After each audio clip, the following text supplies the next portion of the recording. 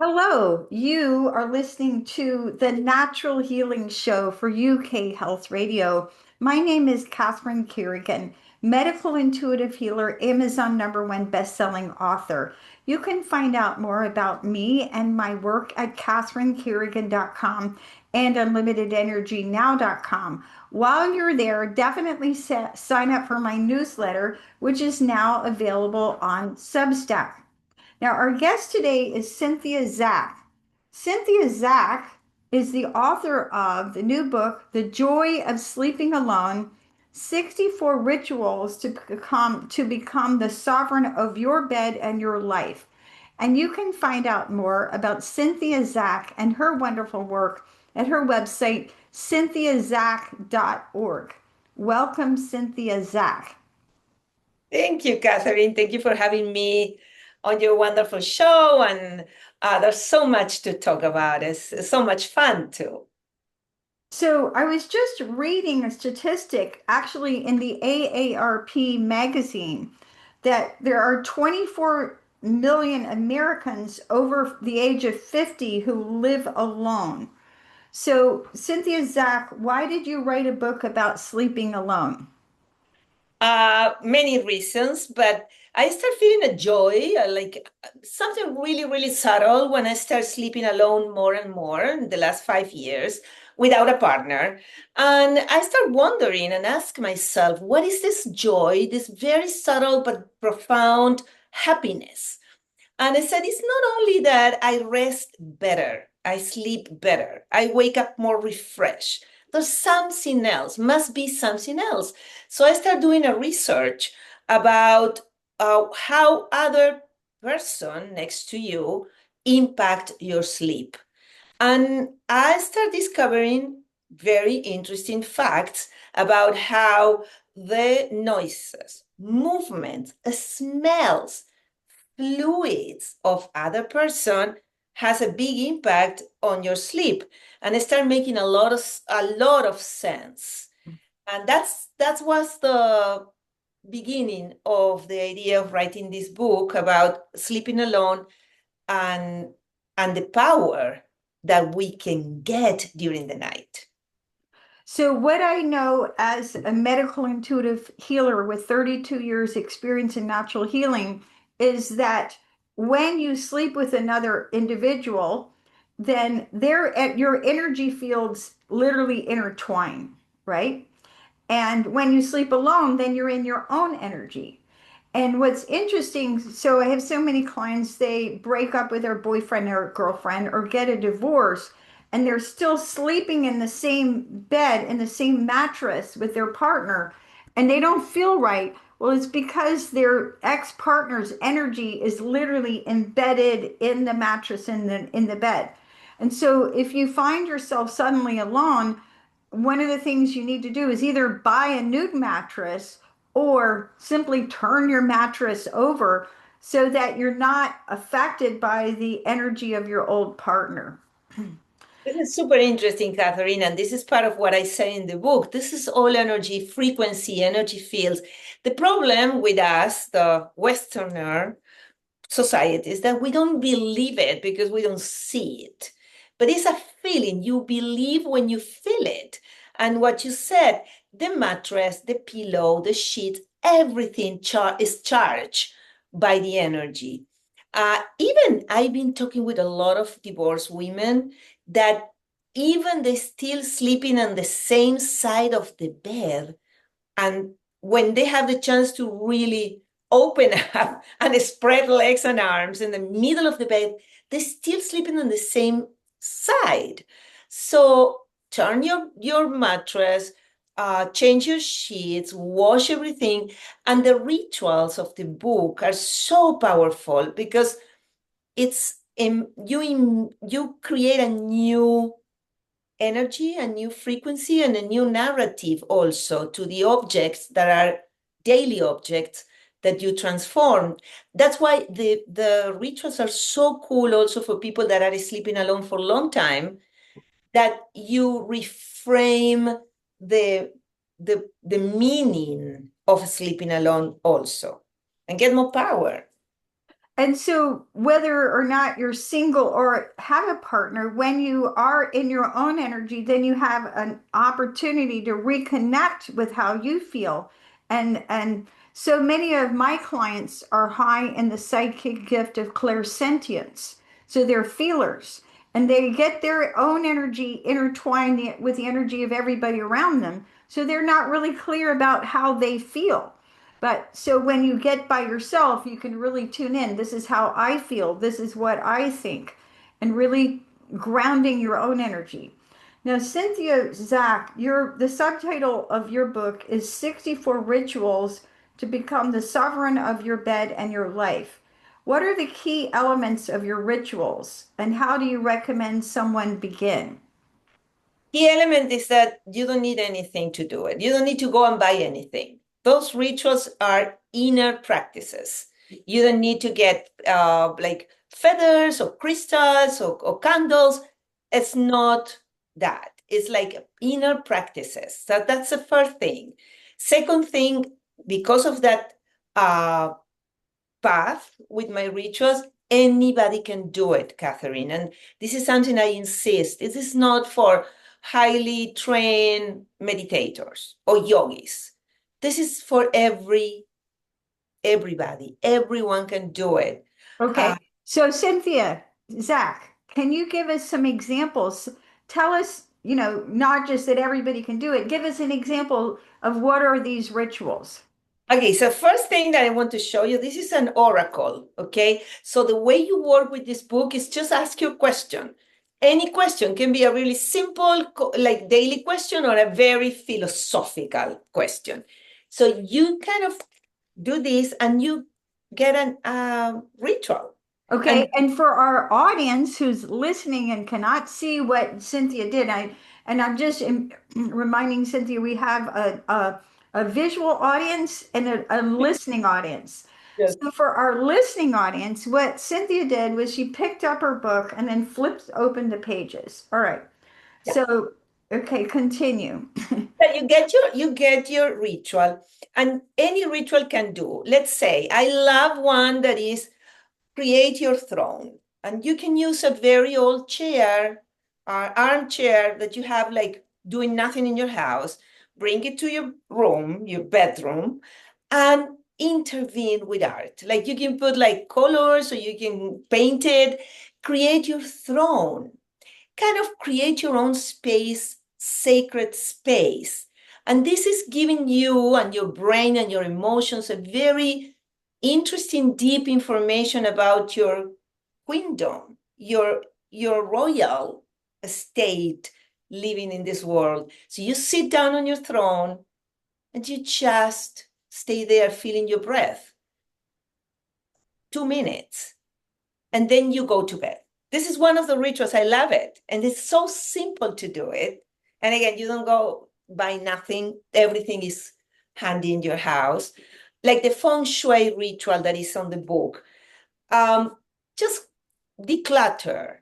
Take things out of the room that you don't need it. Take things that are under your bed and make sure you have the elements.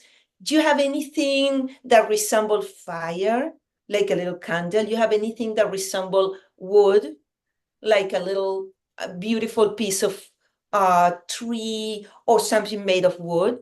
You have water on your surroundings when you go to sleep, just a little glass of water, incense. So you create with simple things, and when you practice, the quality of the day is completely different. So, Cynthia Zak, I'm so happy you brought up feng shui. Here at the Natural Healing Show for UK Health Radio, I've interviewed a number of feng shui practitioners, and any feng shui practitioner will tell you the most important room in your house to feng shui first is actually your bedroom, right? Because we spend so much time in our bedroom. So, Cynthia Zak, the author of The Joy of Sleeping Alone. So, you mentioned the five elements. So, for our audience, the five elements in Chinese medicine: fire, earth, metal, water, wood. So, you want to have all five elements represented in your bedroom. So, Cynthia Zak, what other feng shui recommendations do you have in your book for people to set up their bedroom? Yeah, this is not a book about feng shui. This is one of the rituals, but this is it's related with a subtle energy that you can change. I love flowers, Catherine. I'm a very, very big fan of fresh flowers, and I use fresh flowers for everything, and it's always fresh flowers on my bedroom. And one of the rituals that is related with that, why we get the emanations, the colors, the smells, the softness of a flower. So put a little like thing on top of your bed, um, a little like plastic thing or even a paper towel, and create your mandala. Get flowers and create your beautiful round mandala. Do your prayers or your mantras or your wishful thinking or your affirmations. Put your hands on top, and then you can remove this. You're going to sleep. This is next to your bed, and this is impregnated the space where you're going to sleep. And you have to see and you have to practice. And it's so fascinating to see, okay, what am I dreaming tonight? And you're going to wake up with very clear dreams. You mentioned clairvoyant. Uh, I clear, mentioned clairsentience, which is psychic feeling, a little bit different. Yeah. yeah, or clairsentient or clairaudience, everything that puts you in contact with your intuition and, and clarity of what's happening of what is going to happen. um, and about your own desires. This is a book also about expressing what you really need, what you want, what you really are like cultivating in your life, especially if you have a partner. You have to ask for a night off. And this is the book, all it's very much into your night is your spiritual retreat. Get your spiritual retreat. So, since we're talking and you brought up feng shui, many people, feng shui experts, advise against storing things under our bed. So, why is it important not to store anything under the bed? Well, you first of all imagine you have a blockage. It's a blockage of energy. The energy have to be like moving around, moving on cycles and going out. It's beautiful to have a little open window where this energy can go out.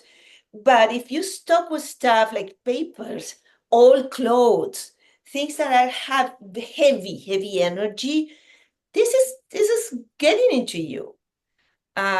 So it's important to be clear about that, clear your space, and also do meditation on your bed, on your sheets, on your pillow. Like prepare the space when you're going to sleep. Now, many people recommend grounding sheets. What Mhm. is your feeling about grounding sheets? Yeah, they're good. Anything that makes you feel good. Um, Try as much as possible to have cotton, organic cotton, good quality materials. Also with your pajamas, with the clothes you use to sleep, clothes that are like good quality, not polyester, because this is all frequency. And when we learn about frequencies of the threads, of the fabrics, of the colors, even that we choose, oh, it's all information for ourselves. And the book is really opening a door for a space that we are not considering important, that is the nighttime. There's so much happening during the nighttime that we can really um, make a good use for ourselves. And with that, let's take a break and listen to one of our commercial sponsors here at UK Health Radio. My name is Catherine Carrigan, medical intuitive healer, Amazon #1 bestselling author. We're listening to author Cynthia Zak talk about her book, The Joy of Sleeping Alone. We'll be right back.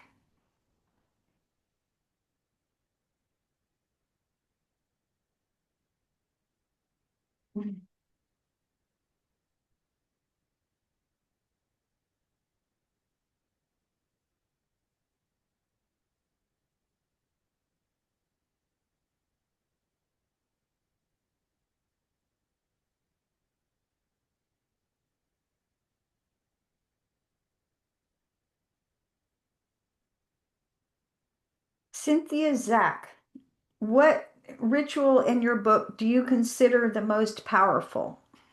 Wow, that's a really good question. There's a whole chapter with 7 mantras. Mantras is a repetition of the same syllable over and over. And I choose my 7 most dear mantras. And I put the phonetics for the people that never practice this type of mantras. And there's a mantra in Hebrew, in Arabic, and Sanskrit, Tibetan, Hindu, Sanskrit also. Um, and so this is very powerful because you start repeating that. So in the book, what I do is I said the ritual, I explain the ritual step by step, and then I said, what is it for? Because I want the reader to really understand the impact of doing this ritual to your biology, to your brain, to your emotions, psychology, and the subtle bodies.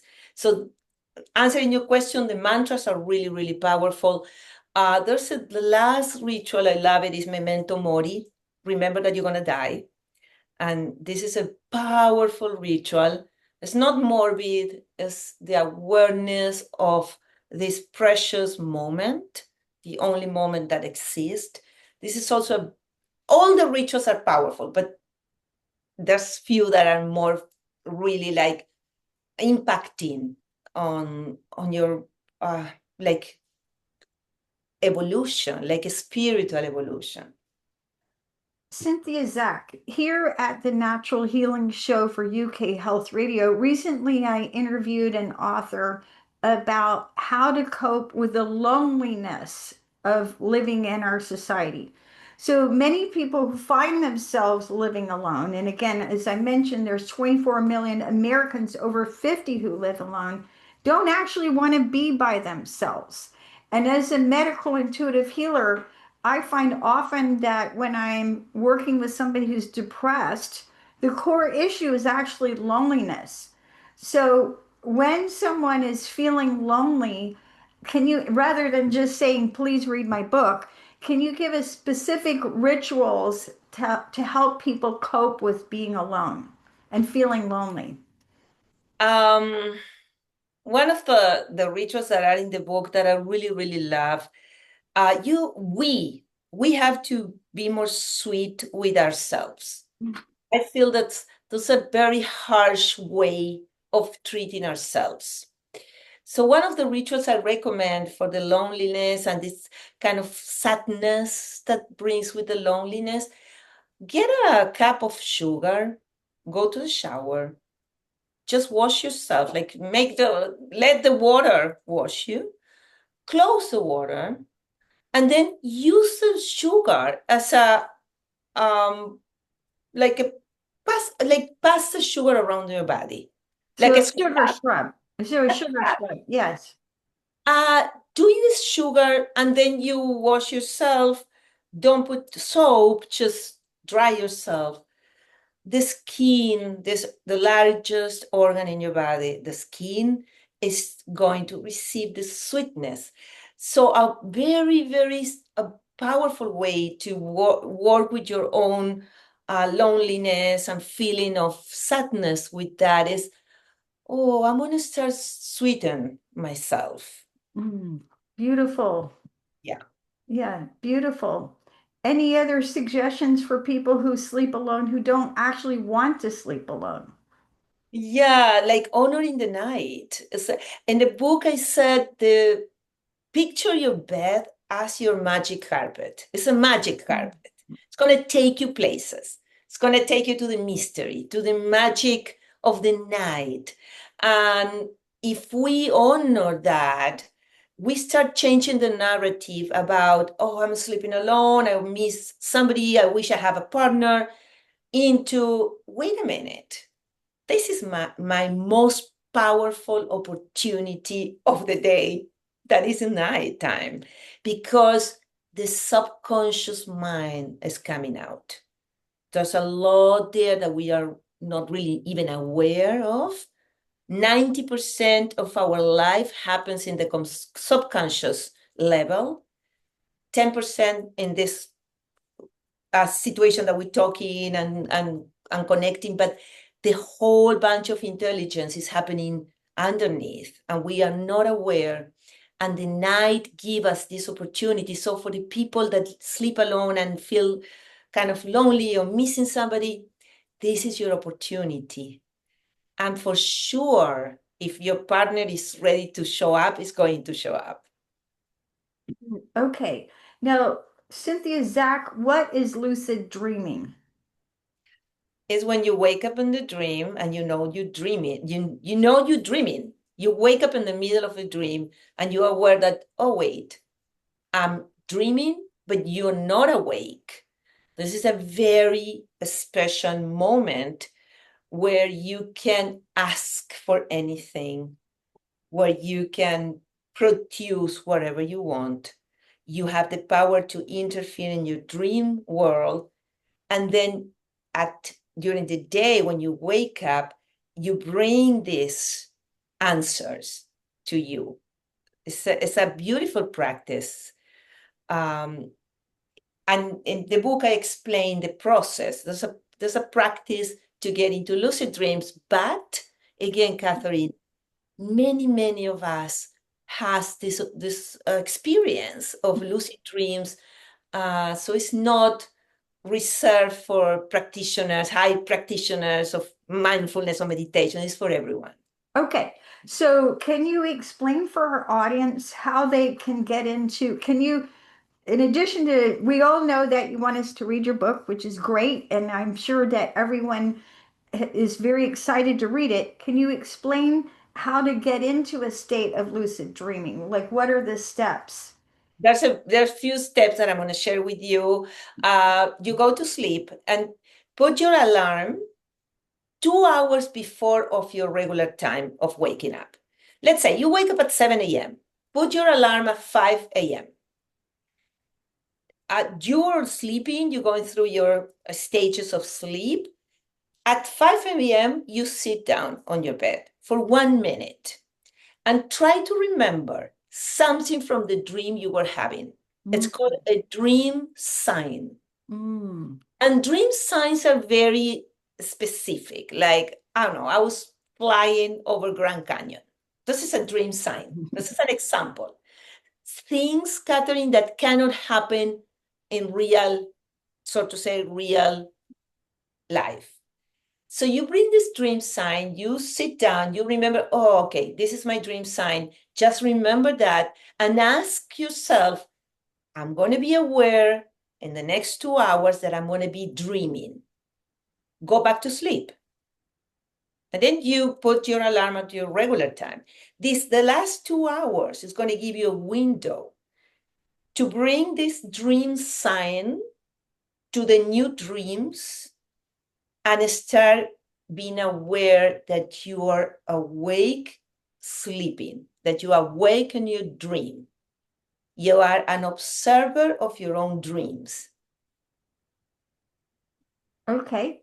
Now, in your book, you talk about a nocturnal spiritual retreat. Can you explain for our audience what is a nocturnal spiritual retreat? Well, it's amazing to be able to go a retreat, like to Tibet for a month.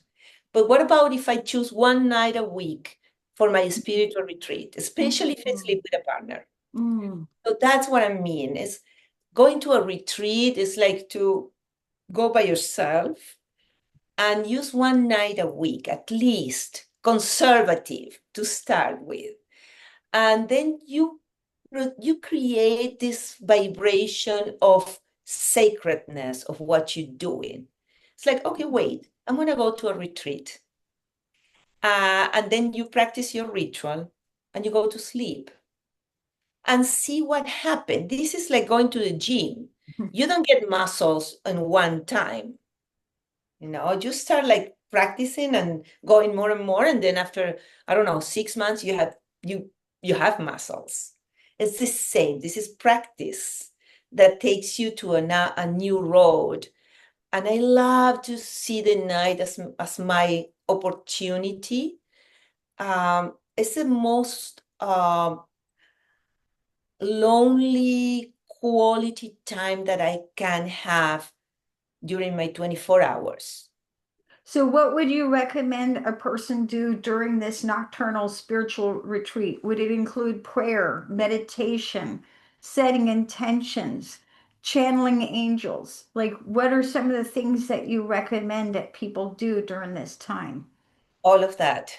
Go to your bed and ask for your four directions for guidance. So that's why I love the bed for myself. I can really spread up like a star. I'm a star. I think about that. I say, okay, I'm a star on my magic carpet. It's also very poetic. You see, it's very beautifully crafted, and we are making things beautiful. So I think of myself like my head is the north, my feet are the south, east and west, right and left, and my heart is the center. So Mm, I can visualize myself as a shooting star on the mm, magic carpet. And as you said, prayers, mantras, meditation, put your music, the music that you like. Um, Instead of falling asleep with the iPad or the phone. So, as you know, Cynthia Zak, insomnia is a huge health problem. And so many people have trouble either falling asleep or waking up in the middle of the night. So, what do you recommend for people who have trouble sleeping? That's a huge thing, and I think America is one of the society with most consuming things over the counter or prescription to sleep and to maintain the night sleep. This is a hormonal disbalance. And part of the hormonal disbalance is the electronics, the blue light, going to sleep with a light. We have melatonin and serotonin. Melatonin have to be happen and activate with darkness. So we need to sleep in a dark place, in a dark room. People go to sleep and fall asleep with the TV on, like the whole night. This is you getting all these influences. So dark room and prepare yourself for that. And one of the rituals that I love it is just get your index finger, go between your eyebrows, and just massage your third eye, round clock or counterwise clock, 11 times one side and 11 times the other side. And you do this massage. You don't need to pressure a lot. It's a soft pressure on your third eye, and then you ask for a full restorative night of sleep. Mm. This point of your body, it's connected with your pituitary gland and your pineal gland. And that's where the melatonin is happening inside of your brain. That's why I really like my readers to understand why are we doing that. It's not just because it's fun to massage between my eyebrows. There's a whole biology, epigenetics. You're changing things inside. And this is a very, very good antidote against insomnia. Excellent. Wonderful suggestion. And I'm really glad that you brought up melatonin and light because the scientific research shows even shining a light on the back of your knee will shut down the production of melatonin. And so, if someone is having trouble waking up at night, you want to look around the room. Even sometimes it's like there's just a light on somewhere. There's There's an air filter that has a light shining, or a TV that has a light shining, or your phone that has a light shining, or light coming through the window. So having things completely dark is really important. And with that, let's take a break and listen to a message from one of our commercial sponsors here at UK Health Radio. My name is Catherine Carrigan, medical intuitive healer, Amazon #1 best-selling author. We're talking to Cynthia Zak about her new book, The Joy of Sleeping Alone. We'll be right back.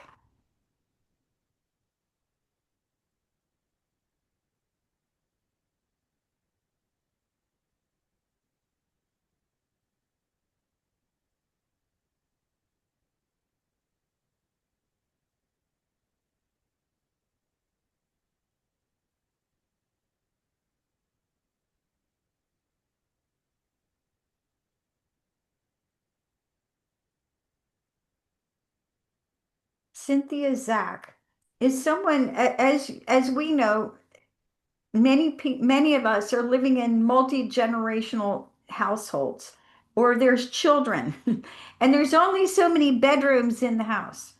So what should someone do if there's no separate room or bed available to sleep alone? Yeah, that's a really good question, and it's a real question. So either I suggest many options. You can have a little like inflatable mattress next to the bed that separate your body from the partner or from the kid that sleep with you once a week. Either that, if you can go to the sofa and rearrange. If there's no way to separate yourself from your partner, just create your boundaries with your meditation. Kind of, okay, I need to sleep with this person. There's no other way to go. My kids are on my bed. My pets are on my bed. So I'm going to just lay down and I'm going to imagine, visualize a curtain or a little wall or a wall of flowers between me and this person. And then you go to sleep. Try to have your own pillow, your own maybe sheets. I love when you go to camping and you go on a sleeping bag. I love that as a resource, a little sleeping bag that even if I have to sleep with somebody, I go inside of my sleeping bag, bring the zipper up, and I'm kind of in my own cocoon. Now, does sleeping alone, as you recommend, mean simply using separate beds, or must it be in a different room? It's better to have separate beds, a bedroom. Um, I have a friend, like one of my friends is an architect, and she told me the other day that she's building 4 new houses for married couples that ask for separate bedrooms already. Yes. So you have your intimacy, you have your sensual life together, but you go to sleep to separate places. The quality of your rest, dreams, everything is enhanced. So, how, on a practical level, for our audience who does sleep with a partner, how would you recommend they do this? Should there be one bedroom that's the joint bedroom, and then everybody has a separate bedroom? What's your recommendation? Yeah, the best idea is to have 2 bedrooms, and you can kind of play around. I spend some time with you in your bedroom, and you spend some time with me. In my book, I talk about the story of the bed, and it's fascinating because do you know where the queen size bed and king size bed is coming from? Oh, do share. Okay, this is fascinating. When you go to Versailles, you go to the palace, you step in front of Marie Antoinette's bedroom, the queen size bed, and there is a little door that takes you to the king chamber for the king size bed. So the royal people sleep separate. like in the queen size and the king in the king size. And it's fascinating because that's a very interesting concept of, okay, we're going to do separate and together at the So, same time. so as you know, whenever we're in a relationship, we want to keep our partner happy. What if our partner wants to sleep with us and we don't want to sleep with him or her? How do we handle that? Yeah, that's a big conversation, and what I said, I'm not promoting a sleep divorce. What I'm promoting is a night alone. So if you are moved by the idea, and I interview hundreds and hundreds of women in different settings, and all of them, most of them, majority says, I love when my partner is not sleeping with me and goes on a trip or I go on a trip. And they say, okay, wait, but this is something interesting for you. So what I said is share the rituals. If you're going to open the book and have your ritual as an oracle, share with your partner. I said, okay, let's do it together, but separate. So if we're going to do the ritual of the flowers on the bed or one mantra or the ritual of the chair next to the bed, you do it yourself. I do it on my own. And let's meet in the morning and see what happened. So what's the best way if you do want to if you do prefer to sleep alone, what's the best way that you recommend to communicate with to your partner that you want to sleep alone without hurting their feelings or without hurting the relationship? That's really interesting, and it's depending on each couple. But what I would say is, I love you so much. I'm doing this experiment with myself. I want to give myself this opportunity, and it's not related that I don't love you or I don't want to spend time with you. On the contrary, the intimacy, the desire, the possibility of dialogue is really going up. It's growing instead of going down. It's like, so I would say to my partner, instead of being afraid of my kind of research about myself, let's do it together. I share the ritual with him or her or whoever I'm sleeping with. Share the ritual and see what happened. So as you know also, Cynthia Zak, so many people sleep with their cat, their dog, or their kids, or all of the above.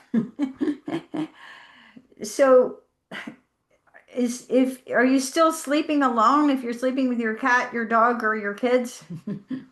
Not really. Not really, but it's different. It's different.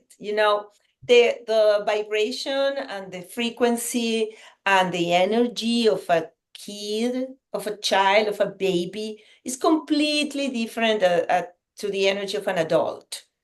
The amount of thoughts and turmoil and also smells and fluid, it's very different.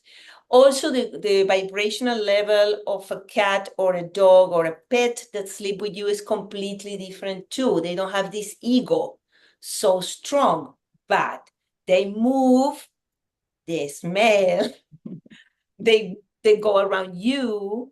So that's a disruption on your sleep, of course. But it's also common sense. If you have a newborn, you're going to sleep with this newborn for a long time. Yes, absolutely. Or not sleep. Because mothers of newborns usually are severely sleep deprived. So, Cynthia Zak, you put together a book of 64 rituals. What is your favorite ritual from the book? Again, I like a lot the flower mandala one.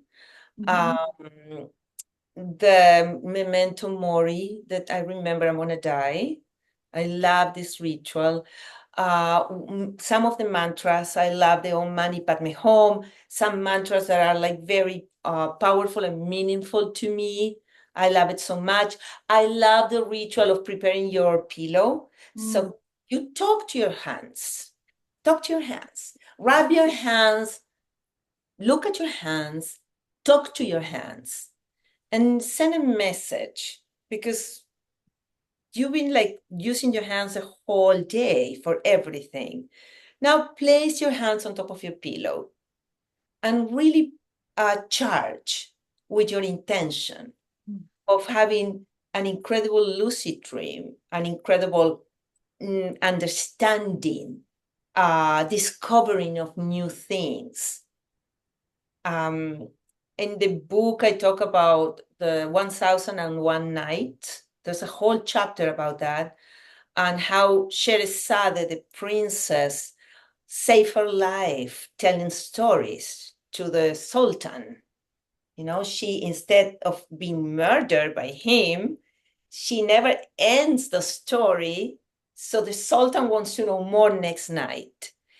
And this is a very good analogy of how I treat myself, the stories that I said to myself. And this is part of the rituals that I love from this experience. Beautiful. Now, Cynthia Zak, recently I was working with a client who had terrible insomnia. And when I tuned into it as a medical intuitive healer, one of the things that I found is like the energy in your bedroom is a mess.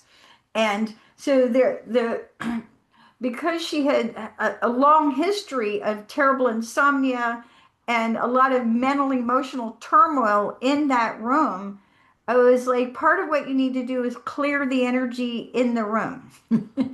And so if someone has a really hard time sleeping or they're going through a really hard time in their life, which we all do from time to time, how can we clear the energy in the room to clear out all the old emotional turmoil? I like fumes. I like the lighting incense or sage. This is coming from old time civilizations, but I really like that for cleaning. Mm-hmm. Um, and you can do it with a little incense. Doesn't have to be very like sophisticated materials, but the fume will remove, will take out, will like change the vibe, change the quality of what's going on. The Yes. fume will do that. That's one of the recommendations. Also, a very nice sweet shower before going to sleep and declutter. Declutter. Then it's, I do it myself. I seem like, oh, wait, I'm surrounded with so many things. But if they are meaningful things, are good for me. Also, prepare an altar, like with your favorite things and pictures of your loved ones, and some maybe crystals, water, something that represent again the elements that's very good for your mind before going to sleep. Beautiful. And I know that when we want to clear energy in the room, you use sage. And when you want to infuse beneficial energy, you use Palo Santo. So, Cynthia Zak, author of the beautiful book, The Joy of Sleeping Alone. Any final thoughts for our audience? Enjoy it. This is a book to enjoy. This is a night to enjoy. Have fun. Be playful with your experience, with your life. If you're afraid of things and how to communicate, just enjoy it. We are here for a short time, very short time. So this is a book for play and and enjoy it.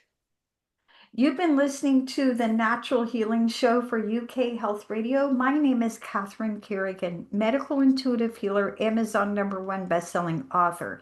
You can find out more about me and my work at catherinecarrigan.com and unlimitedenergynow.com.